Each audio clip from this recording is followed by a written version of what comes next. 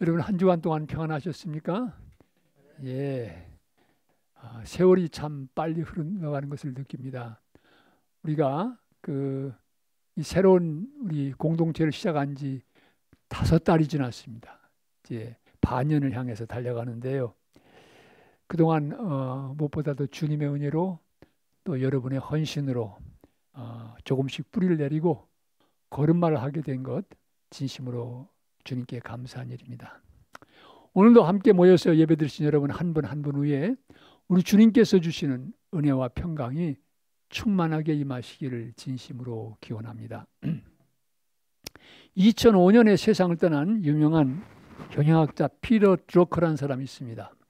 그 사람이 쓴 비영리 조직의 경영이라고 하는 책 속에서 이런 얘기가 나옵니다. 피터 드러커가 13살 됐을 때입니다. 하루는 학교에서 종교를 가르치는 선생님이 학생들에게 이런 질문을 던졌습니다. 자네들은 이 다음에 어떤 사람으로 기억되기를 원하는가? 자네들은 이 다음에 어떤 사람으로 기억되기를 원하는가? 13살 된 학생들이 이 질문에 대답할 그 아이디어가 없지요. 그러니까 선생님은 빙긋이 웃으면서 말씀하셨습니다. 나는 자네들이 지금 이 질문에 대답하리라고 생각하지는 않네. 그렇지만 50살이 되어서도 이 질문에 대답하지 못한다면 아마도 자네들은 인생을 낭비한 것일 거야. 허비한 것일 거야. 이렇게 말씀하셨다고 합니다. 그 반 학생들이 60세가 되어서 다시 모였다고 합니다. 그때 동기생 가운데 한 명이 이 이야기를 꺼냈습니다. 이봐, 그 종교를 가르쳤던 선생님 물으셨던 질문 기억하냐? 그랬더니 모두가 다 기억한다고 이야기했습니다. 그들은 하나같이 얘기했습니다. 40살이 될 때까지는 그 질문의 진정한 의미를 이해하지 못했는데 내 인생에 영향을 준 것만은 틀림이 없었지라고 얘기했습니다. 피터 드러커는 항상 이 질문을 생각하며 살았다고 합니다. 당신은 어떤 사람으로 기억되기를 원하는가? 사랑하는 성도 여러분, 호랑이는 죽어서 가죽을 남기고 사람은 죽어서 이름을 남긴다고 합니다. 그렇게 많은 사람들이 그래도 역사 속에 이름 석자 남기려고 애쓰는 것을 볼 수가 있습니다. 우리 김동길 선생님 저에게 와서 신앙 강조할 때 말씀하신 거 보니까 역사학자의 중요한 책임은 별 볼 일 없는 사람들을 지워내는 거래요. 그러니까 역사를 다 쓸 수는 없잖아요. 그러니까 너도 별 볼 일 없으면 빠지고 너도 빠지고 결국 중요한 사람들만 남게 되는 거지요. 그런데 누구를 남기느냐는 것은 역사를 쓰는 사람의 사관 거기에 이제 달리는 거지요. 그러니까 사람들이 이름 남기고 싶어하는 거예요. 역사의 한 페이지에 자기 이름이 나오기를 원하는 것입니다.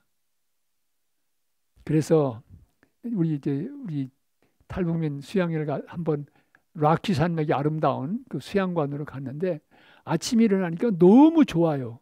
산이 아름다우니까 그 가운데 한 사람이 뭐라 하냐, 이야 저 봉우리 저 김정일 봉우리 아이가.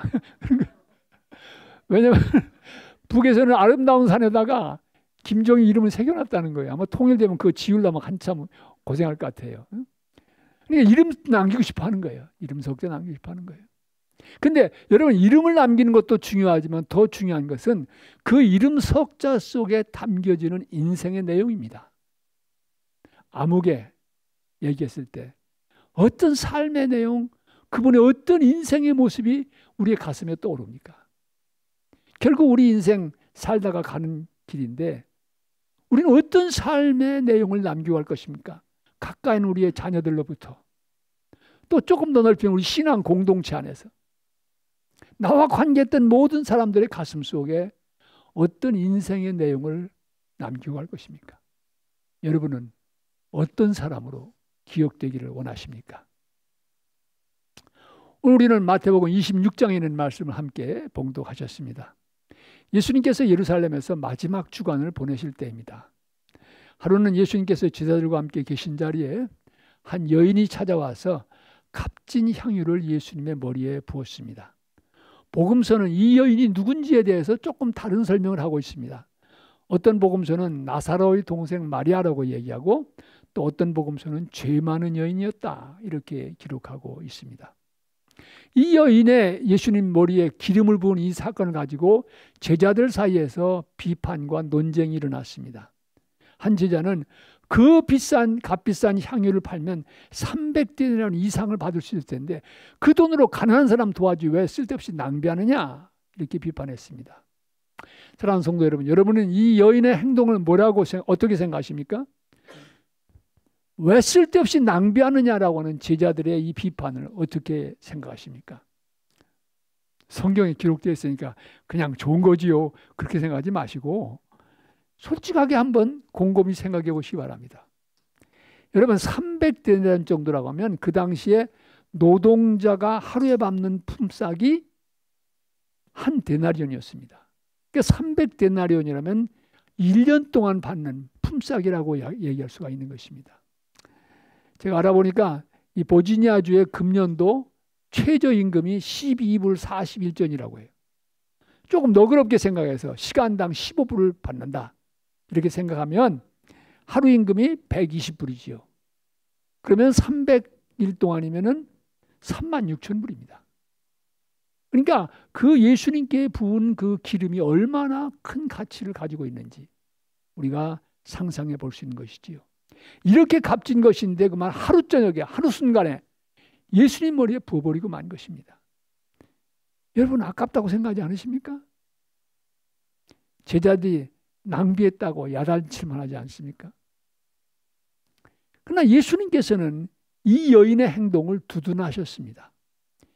이 여인의 행동은 바로 나의 장례를 준비하기 위한 것이라, 이렇게도 말씀하셨습니다. 그리고 온 천하의 복음이 전파되는 곳에서는 이 여인이 행한 일도 기억하게 될 것이다, 이렇게 축복의 말씀을 이 여인에게 주셨습니다.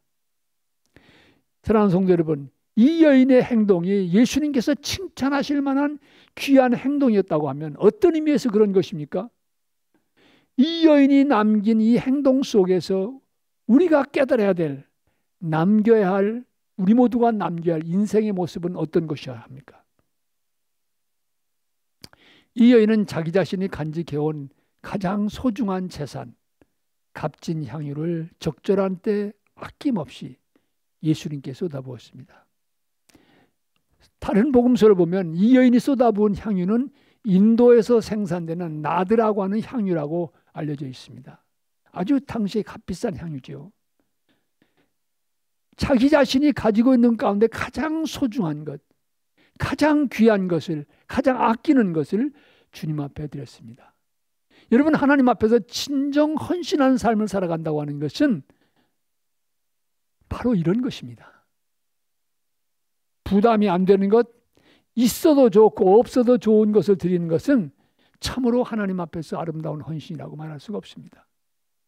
이 여인처럼 가장 값진 것, 어쩌면 부담스러운 것, 주님 앞에 드리는 것이 성숙한 헌신의 모습이 아닙니까? 제가 워싱턴 맥클린에 있는 워싱턴 교회를 섬길 때 우리 네이버가 참 좋은 분이 있었어요. 옆집에 사시는 분이 조지타운 대학의 치과대학 교수였는데 우리가 예배당 짓겠다면 꼭 그 주위에 있는 네이버들의 허락을 받아야 되는데 대개는 좀 비판적이에요. 근데 이분은 언제나 카운티에다가 나는 서포트합니다, 이렇게 늘 편지를 써주셨어요. 참 좋은 분들이고, 또 그 사모 되시는 분이 김치를 좋아해가지고 우리가 바자할 때는 그분 몫을 따로 딱 구분해가지고 그분 몫을 드리고 했어요. 그래서 그분하고 좋은 관계 속에 되는데 한 번은 제 사무실에 가지고 패스터죠 그러면서 우리 집에서 냉장고를 바꾸는데 이거 교회에다 올드원을 교회에다 도네이션하고 싶다는 거예요. 좋지요. 그리고 마침 그때 목사관에 냉장고 하나가 좀 엑스트라 있었으면 좋겠다. 그러니까 베이스먼트다 그걸 넣도록 하자. 그 냉장고를 받았습니다. 받아서 이제 아침에다 쓰기 시작했는데 그 컨디션이라고 그랬는데 좋기는 뭐가 좋아요. 얼마 못 가서 그냥 고장나 버렸어요. 그래서 결국 이제 처리를 했는데 그래도 고맙지요. 교회를 생각하니 고맙지요. 그렇지만 더 새로운 것, 더 좋은 것 드렸으면 어땠을까? 그런 생각도 해보게 되는 거지요, 여러분. 여러분, 예수님께서 이 여인의 행동을 칭찬하셨다고 하는 것은 구제가 필요 없다는 말이 아닙니다. 구제가 덜 중요하다는 말도 아니에요. 믿음의 사람에게 있어서는 가난한 사람을 돕는 그것보다 더 근본적인 것, 더 중요한 것, 그것은 바로 예수님을 향한 사랑, 그분께 드리는 헌신의 중요성을 말씀하신 것입니다. 그리고 특별히 바로 예수님의 이 라이프 스테이지에서, 삶의 단계에서 지금은 죽음을 앞에 두신 그 기간이거든요. 그렇기 때문에 주님께서 장사를 예비했다, 이렇게까지 말씀하신 걸 볼 수 있습니다. 여러분, 이 주님을 향한 사랑과 그 헌신이 깊으면 깊을수록 낭비의 성격을 가지기 마련입니다. 여러분, 낭비라고 하는 것은 손해와 이익을 따지지 않는 거예요. 좋은 예가 어머니의 사랑이지요.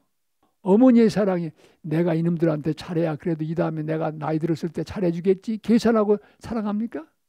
그거 없잖아요. 주고 또 주고 또 주는 것이 어머니의 사랑 아닙니까? 아버지의 사랑은 거기까지는 못 가는 것 같아요. 그러니까 거기에는 낭비의 성격이 있는 거예요. 계산이 없어요. 낭비의 성격이 있습니다. 계산하지 않고 따지지 않고 쏟아붓는 거지요. 그 유명한 신학자였던 폴 틸릭이라고 하는 신학자는 이 본문을 가지고 얘기하면서 이 여인의 행동이 낭비라고 하면 이것은 거룩한 낭비다. 홀리 웨이스트라는 말을 썼어요. 설교 제목을 그렇게 붙였어요. 아주 멋있는 제목이죠. 홀리 웨이스트, 거룩한 낭비. 예? 아주 적절한 표현입니다. 여러분, 교회 역사를 보면 주님을 위해서 목숨까지도 아까워하지 않고 바친 많은 낭비의 사람들에 의해서 땅끝까지 복음이 전파되고 곳곳마다 교회가 세워져 왔습니다. 여러분, 금년이 아펜셀라와 언더우드가 한국에 복음을 들고 들어온 지 140주년 된 해입니다. 1885년에 들어왔으니까요. 제가 버지니아 감독으로 섬길 때 어떻게 하면 이 목사님들의 리더십을 좀 변화할 수 있도록 더군다나 깊은 기도와 영적인 일감을 좀 줄 수 있을까. 그래서 그 영적 갱신을 위한 여정이라고 해가지고 순례의 길, 그래서 한국교회를 방문하는 프로그램을 했습니다. 첫 번째 갔다 온 다음에 여러분들 어떻게 생각하냐, 이 프로그램이 여러분의 목회와 삶에 도움이 되냐 했더니 비숍 너무 좋다는 거예요. 라이프 체인징 익스피리언스라고 그래요. 그러면 내가 임기 동안 계속 하마. 그래서 이제 3번을 더해서 4번 했습니다. 그래서 100명이 넘는 목사님들이 한국을 다녀왔어요. 근데 우리가 갈 때마다 빼놓지 않고 가는 데가 한 군데 있습니다. 그건 양화진의 선교사무역이에요. 거기 가보면 미국 목사님들이 자기들의 신앙의 선배들이 이 땅에 와서 얼마나 고생하면서, 여러분 지금은 고속도로도 있고 뭐 모든 게 다 편리하지 않습니까? 그 당시에 얼마나 힘들고 어려운 악조건의 나라였습니까? 거기 와서 어떤 사람은 병으로 일찍 죽기도 하고, 어떤 사람은 자녀들이 대를 이어서 선교사로 헌신한 사람들이 있습니다. 감리교 선교사로 처음 왔던 아펜셀라는요, 이 성서공회 번역하는 모임에 참석하러 가는 길에 배를 타고 가다가 군산 앞바다에서 배가 사고가 났어요. 깨져나가는데 자기는 헤엄을 잘 치기 때문에 살 수 있었는데 물에 빠져가는 그 선객의 한 사람을 구하려고 뛰어들었다가 결국은 행방불명이 되고 말았습니다. 실종이 됐어요. 그래서 아펜셀라의 묘지에 가면은 그 관에 시체고 시신이 없어요. 빈 관이 다 묻혀져 있어요. 그런 헌신과 거룩한 낭비의 사람들 때문에 한국에 오늘의 교회가 있지 않나. 그분들을 통해서 복음은 전파되고 하나님의 나라의 역사가 세워져 온 것을 볼 수 있습니다. 거룩한 낭비의 삶을 말할 때 제 가슴 속에 떠오르는 의견은, 생각은 뭐냐면은 그 마틴 루터킹 목사님의 설교 가운데 온전한 세 차원의 삶이라는 설교가 있어요. 거기서 이분은 무슨 얘기를 하냐면은 우리의 인생이 온전하려면 적어도 3가지 차원이 있어야 된다. 첫째는 길이, 둘째는 넓이, 셋째는 높이라고 말합니다. 길이가 뭐냐? 길이는 내 자신에게 주신 하나님의 재능, 능력을 최대한 발휘하는 거예요. 개발하는 것입니다. 그러니까 자기에게 주신 그 능력을 파묻어두는 것은 게으름이죠. 악하고 게으른 종이라고 주님께서 책망하지 않으셨습니까? 그래서 그 설교를 읽어보면 정말 가슴이 뭉클한 게, 거리에 일하는 미화원들, 한국말로 미화원이 청소부들이죠. 그들 향해서 여러분들이요, 베토벤이 교향곡을 찾고 가듯이 마이클앤젤로가 조각을 하듯이 그런 마음과 정성을 가지고 거리를 청소하십시오. 그렇게 권고하고 있어요. 나 자신을 위해 살아가는 삶의 영역이 길이의 삶입니다. 내게 주신 능력을 최대한 개발하고 발전시켜야 되는 거지요. 근데 사람이 길이만 있으면 이건 이기주의자인 거예요. 넓이가 필요합니다. 그 넓이는 뭐냐? 이웃을 위한 삶이에요. 나 자신을 위한 삶이 아니라 그 차원을 넘어서서 이웃을 위한 삶인 것입니다. 나눠주는 것입니다. 나눔의 삶이라고 볼 수 있어요. 그러나 이 길이와 넓이만 있으면 아주 훌륭한 인도주의자는 될지언정 한 가지가 모자라는 게 있어요. 그건 영성의 문제입니다. 그래서 높이를 위한 삶이 필요한데 이 높이는 뭐냐? 하나님을 위한 삶입니다. 저는 그 설교를 읽으면서 이 세 가지 차원 가운데 제일 중요한 게 뭘까? 저는 높이라고 봐요. 마틴 루터 킹 목사는 그 얘기는 안 했지만 제 생각에는 왜냐하면은 높이가 바로 서면 바로 길이도 최대한 신장될 수 있고 넓이도 넓어질 수 있습니다. 내가 가지고 있는 달란트가 5밖에 안 돼도 하나님이 우리를 도우시면 그것이 10도 되고 20도 되고 30도 되는 거예요. 그냥 길이가 그만큼 뻗어갈 수 있는 거지요. 또 높아지면은 하나님께로 그만큼 가까이 나가면 넓이도 넓어질 수 있습니다. 내 느낌과 감정으로만 살아가는 게 아니라 원수까지도 가슴에 품고자 하는 그런 사랑의 폭을 가지게 된다면 그만큼 폭이 넓어질 수 있는 거죠. 그래서 마틴 루터 킹 목사님 이 세 가지가 균형을 이루어야 온전한 삶이다. 우리가 남겨야 될 삶의 모습도 여기에서 찾아볼 수 있다고 생각이 됩니다. 길이와 이웃을 위한 남을 위한 삶 넓이와 하나님을 위한 삶 높이 이것이 과연 균형을 이루고 있는가? 잘 밸런스를 지키고 있는가? 이거를 생각하게 되는 거죠. 이 여인의 삶의 아름다움도 바로 거기에서 볼 수가 있습니다. 하나님을 위한 삶, 이웃을 위한 삶, 자기 자신이 가지고 있는 모든 거 내놓았잖아요. 그러니까 이 여인도 보면은 길이와 넓이와 높이가 아주 균형을 이루는 헌신의 모습이었다. 이렇게 얘기할 수 있습니다. 여러분 그리고 이 여인의 향유를 부은 사건 속에서 우리가 듣게 되는 또 하나의 중요한 메시지는 이 여인은 헌신의 기회를 놓치지 않았다는 거예요. 여러분 이 여인이 예수님께 향유를 분 때는 예루살렘에서 보낸 마지막 한 주간이었습니다. 그 당시의 문화도 남자 제자들이 이렇게 있는데 여자 혼자 들어간다고 하는 것은 굉장히 드문 일이었습니다. 주저되는 일이었습니다. 어쩌면 예수님 혼자 계실 때 조용히 가서 기름 부어야 되겠다. 그렇게 생각할 수도 있습니다. 근데 그렇게 안 했어요.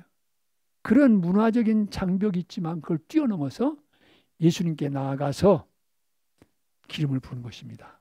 만일 이 여인이 다른 조용한 기회를 찾기 위해서 연기했더라고 하면 아마도 기회는 없었을 것입니다. 왜냐하면 그 주간이 예수님께서 예루살렘에서 보내신 마지막 주간이기 때문입니다.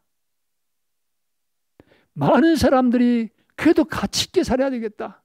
아름다운 삶의 자취를 남겨야 되겠다 생각합니다. 뜻도 가지고 있습니다. 그런데 그런 분들이 마지막 인생의 종점이 가까이 올 때 후회하게 되는 것은 바로 미루다가 미루다가 그 기회를 놓쳐버리고 마는 것입니다. 우리 교회가 이제 우리 과테말라에서는 바포 사역을 돕기 위해서 선교비도 보냈습니다. 그런데 그 바포 사역 논리하전 그 다일 공동체, 지엘도 목사님의 공동체에서는 섬김의 5가지 원칙이 있어요. 섬김의 5가지 원칙. 그건 뭐냐면은 지금 여기에서부터 할 수 있는 것부터 작은 것부터 마지막으로 나부터. 여러분 같이 저를 따라서 해보십시다. 지금 여기에서부터 할 수 있는 것부터 작은 것부터 나부터. 이 5가지 원칙이에요. 예? 지금이 중요해요. 지금이 제일 먼저지요. 내일이 아니에요. 지금 여기서 할 수 있는 것부터 나부터 하자는 거지요. 제가 아는 그 장로님 한 분은 방사선과 의사, 필라델피아에 계신 방사선과 의사이신데 이분이 우리 미국 내 한인교회에서 단기 선교 바람이 불 때 초기에 깊은 영향을 받으셨어요. 그래서 정말 케냐도 갔다 오시고 마사이족 있는 데도 가서 보시고 이러신 다음에 이제 주님 앞에 기도하고, 주님, 제가 은퇴한 다음에 시간을 모아서 이 단기 선교에 전적으로 헌신하겠습니다. 그렇게 기도를 드렸는데 마음 한구석에서 무슨 음성이 되냐면 Why not now? 왜 지금은 안 되냐? 그러시더라는 거예요. 은퇴한 다음에 하는데 주님께서는 왜 지금은 안 되냐 그러시더라는 거예요. 깨달았어요. 주님, 알겠습니다. 지금부터 하겠습니다. 그래서 휴가를 다 모아가지고 인도네시아 혹은 케냐를 찾아가서 단기 선교에 헌신하셨던 장로님이 계십니다. 그분의 그 얘기가 참 잊혀지지 않아요. Why not now? 여러분 혹시 이 다음에 내가 보다 가치 있게 살고 이 다음에 보다 더 거룩한 낭비 살지? 그럼 주님께서 뭐라고 하실까요? Why not now? 예? 왜 지금은 안 되냐? 그러실 것 같습니다. 뉴저지에 계신 우리 감리교 선배 목사님, 그 최효선 목사님께서 이런 시를 썼습니다. 아동 문학가이신데 좋은 글을 참 많이 쓰세요. 그 시의 제목이 지금 하십시오입니다. 지금 하십시오. 할 일이 생각나거든 지금 하십시오. 오늘 하늘은 맑지만 내일은 구름이 보일런지 모릅니다. 어제는 이미 당신의 것이 아니니 지금 하십시오. 친절한 말 한마디가 생각나거든 지금 말하십시오. 내일은 당신의 것이 안 될지도 모릅니다. 사랑하는 사람은 언제나 곁에 있지는 않습니다. 사랑의 말이 있다면 지금 하십시오. 미소를 짓고 싶거든 지금 웃어주십시오. 당신의 친구가 떠나기 전에 장미는 피고 가슴이 설레일 때 지금 당신의 미소를 주십시오. 불러야 할 노래가 있다면 지금 부르십시오. 당신의 해가 저물면 노래 부르기엔 너무나 늦습니다. 당신의 노래를 지금 부르십시오. 제가 여기다가 한 구절을 덧붙인다면요. 남겨야 할 삶의 자취가 있다면 지금 남기십시오. 인생의 겨울이 찾아오면 더 이상 어쩔 수 없습니다. 아직도 숨이 살아있을 때 지금 남기십시오. 여러분, 저도 괜찮지요? 네. 지금이 섬김의 때입니다. 지금이 헌신의 때입니다. 지혜로운 사람은 때를 놓치지 않습니다. 오늘을 붙들고 거룩한 낭비의 삶으로 채워가는 것입니다. 그리고 오늘 이 말씀을 묵상할 때 또 한 가지 다가오는 메시지가 있습니다. 여러분, 이 여인이라고 일평생 모은 재산과 같은 그 향유가 아깝지 않겠습니까? 이것을 예수님의 머리에 쏟아 부을 수 있게 된 그 엄청난 헌신의 동기가 무엇일까? 무엇이 그 여자로 하여금 그렇게 쏟아부을 수 있겠을까? 이 질문입니다. 3만 불이 넘는 그런 고가의 기름을 예수님의 머리에 한순간에 쏟아부은 이 여인의 행적, 생각해보면 왜 향유가 아깝지 않겠습니까? 그런데도 이 여인은 쏟아부은 것입니다. 무엇이 이런 헌신과 낭비를 가능케 한 것입니까? 다른 데 있지 않습니다. 그 원인은, 그 동기는 자신의 인생 속에 임한 예수님의 놀라운 사랑과 은혜에 대한 감사였습니다. 깊은 감사는 깊은 헌신을 가능케 해줍니다. 여러분, 하나님의 은혜에 대한 감사와 주님을 향한 헌신은 똑같이 정비례하게 되어 있습니다. 감사하는 사람은 희생할 수 있습니다. 감사하는 사람은 자신의 가장 소중한 것을 드릴 수 있습니다. 감사하는 사람은 나눔을 두려워하지 않습니다. 반면에 주님의 은혜에 대한 감사가 메마르면 헌신의 삶은 힘들어집니다. 자꾸 조건과 환경을 따지게 됩니다.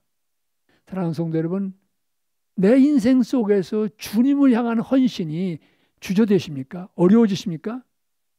내 안에 과연 주님의 사랑과 은혜에 대한 감사가 살아있는가? 우리의 내면을 점검해 보시기 바랍니다. 감사의 삶이 메마르면 섬김과 헌신은 더욱 힘들어집니다. 섬김의 삶이, 헌신의 삶이 주저가 되고 빡빡해지는 것입니다. 반면에 감사의 샘이 흘러넘치면 섬김은, 헌신은 결코 부담이 아닙니다. 즐거움입니다. 마땅한 도리입니다. 마지못해서가 아니라 즐겁게 섬길 수 있습니다. 기쁜 마음으로 헌신할 수 있습니다. 여러분, 이렇게 기쁨으로 섬기는 사람들은 교회 다른 사람들에게도 긍정적인 영향을 줍니다. 교회의 문화를 건강하게 갖고 갈 수 있도록 도와줍니다. 세상을 떠나셨는데 한국 감리교회 유명한 그 의사이신 원로 장로님이 한 분 계셨어요. 그분이 한 번은 이 장로님들 모인 자리에서 이런 이야기를 하셨다고 합니다. 여러분, 교회에서 장로를 왜 세우는지 압니까? 세 마디 말하라고 장로를 세웁니다. 이 세 마디 말은 첫째는 좋습니다.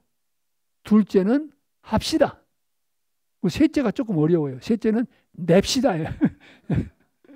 그러니까 좋습니다. 합시다. 냅시다. 근데 불행하게 우리 교회는 장로님 한 분만 계시잖아요. 그러니까 조장로님만 해당되는 게 아니에요. 이제 우린 개척교회니까 여러분 한 분 한 분에게 다 해당되는 얘기예요. 좋습니다. 합시다. 냅시다.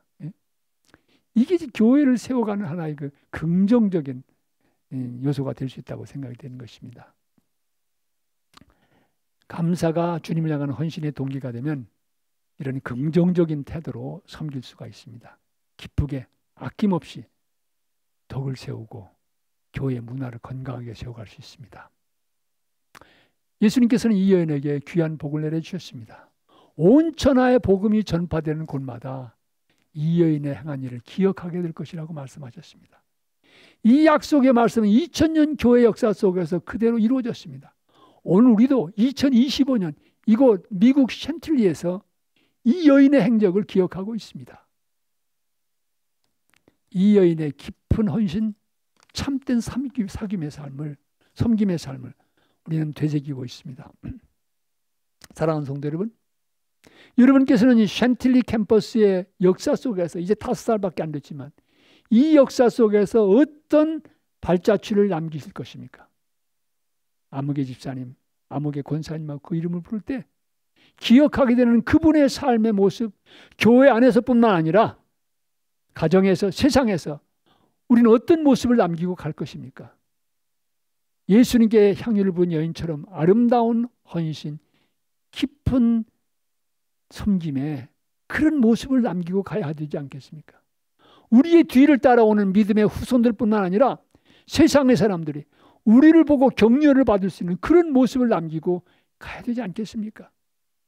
거창하지 않아도 좋습니다. 조그맣도 좋습니다. 초라해도 괜찮습니다. 미미하게 보여도 괜찮습니다.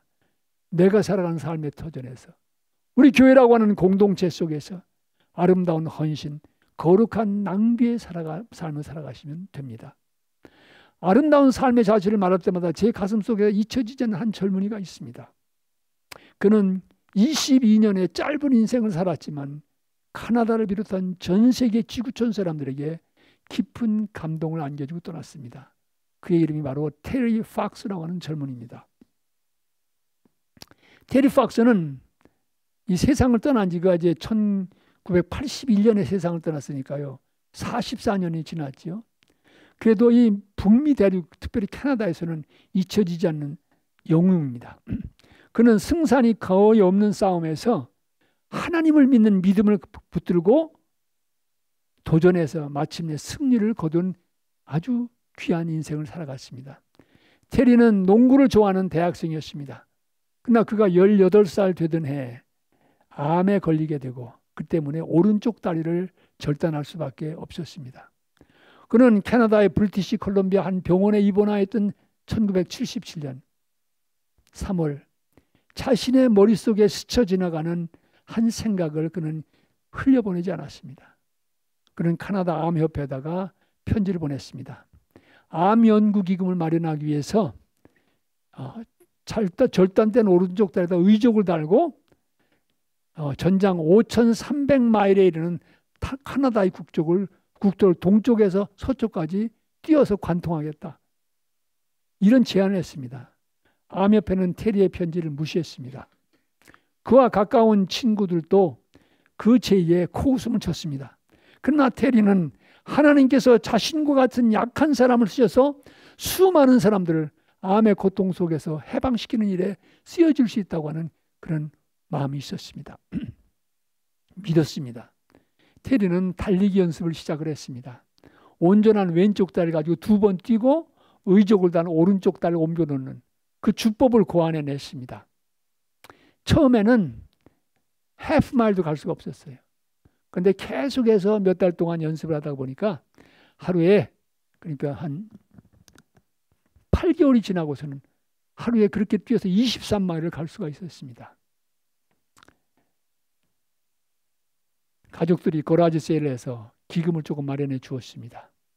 또 동네에 조그만한 비즈니스 하시는 분들도 모금을 해서 조금 보냈습니다. 테리는 이 캐나다의 국토를 동쪽에서부터 서쪽까지 뛰어서 100만 불을 모금하겠다고 하는 그런 목표를 세우고 뛰기 시작했습니다.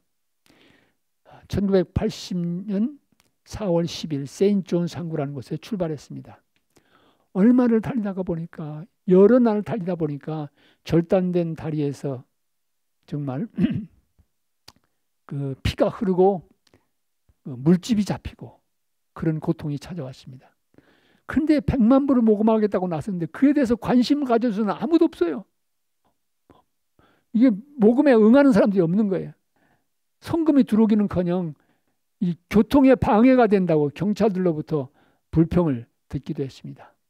테리는 쓸쓸해지고 낙담이 되기도 했지만 계속해서 카나다의 대륙을 달려갔습니다. 그가 퀘벡에 도착했을 때 미국 시애틀에 있는 한 방송국이 테리와 인터뷰를 해서 보냈습니다. 그런 후에 그의 소식이 캐나다의 전파를 타기 시작했습니다. TV 방송국들이 앞을 다투어서 테리가 달려가는 모습을 저녁마다 방영하기 시작했습니다. 테리가 캐나다의 벌판을 의족을 끌고 혼자서 달려가는 그 모습은 TV를 시청하는 많은 사람들의 가슴을 울렸습니다. 염증도 점점 심해지고 고통은 가중됐지만 주위에서 그만두라고 했지만 테리는 중단하지 않았습니다. 7월 11일 테리가 토론토에 도착했을 때 더운 여름날이었는데 10,000명이 넘는 시민들이 길거리 나와서 테리를 응원했습니다. 기금이 모여들기 시작했습니다.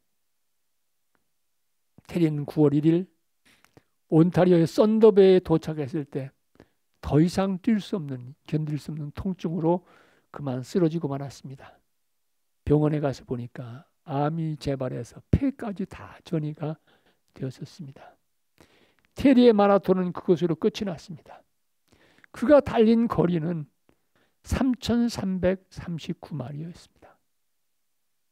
테리는 처음에 100만 달러를 모금하려고 했는데 2,700만 달러가 모금이 됐습니다. 81년 6월 28일 테리는 22살의 나이로 세상을 떠났습니다. 카나다 전국에 조기가 걸리고 당시 수상이었던 피에르 트루도 수상은 남을 위해 자신을 희생시켰던 테리는 진정한 우리의 영웅이었다고 애도했습니다. 그가 마라톤을 그만둬야 했던 썬더베이는 지금도 그가 달리던 모습을 조각한 동상이 있다고 합니다. 2016년에요. 업데이트된 인포메이션을 보니까 그때 2,800만 불이 모금됐는데 그동안 계속해서 이것이 늘어나서 그동안 모금된 것만 7억 1,500만 불이라고 2016년 짧은 인생이었습니다. 22살의 인생이었습니다. 그러나 그의 가슴 속에 하나님께서 주시는 그 영감과 부르심을 듣고 응답했을 때, 믿음으로 응답하고 달려갔을 때 그는 캐나다의 역사에서 지울 수 없는 아름다운 자취를 남기고 갔습니다. 사랑하는 성도 여러분, 우리는 그렇게 위대하지 않을지 모릅니다. 그렇지만 우리의 삶 속에서 어떤 삶의 자취를 남기고 가실 것입니까? 우리가 남겨야 될 삶의 자취는 어떤 모습이어야 합니까? 우리 오늘 말씀을 생각하시면서 우리 찬송가 211장을 다 같이 우리 찬양하십시다. 우리의 믿음의 고백을 담아서 211장